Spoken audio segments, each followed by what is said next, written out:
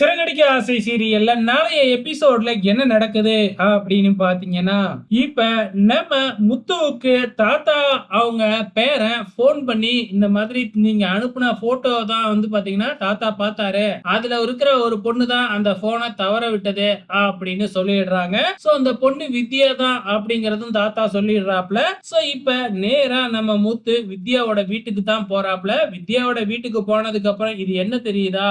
இதுதான் என்னோட காணா போன போனு அப்படின்னு சொல்லிட்டு இந்த போனு உன்கிட்ட எப்படி வந்துச்சு அப்படின்னு கேக்குறாப்ல.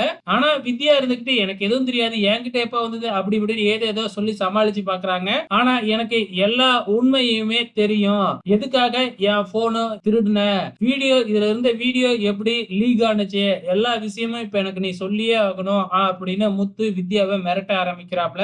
ஏற்கனவே வித்யா ரோகிணி இவங்க ரெண்டு பேத்துக்கு இடையே கடுமையான சண்டை ஆயிருக்கு. சோ இப்ப வித்யா உண்மையை சொல்லுவாங்களா இல்ல ரோகிணிக்காக மாத்தி சொல்லுவாங்களா அப்படிங்கறத பொறுத்திருந்து பார்க்கலாம்.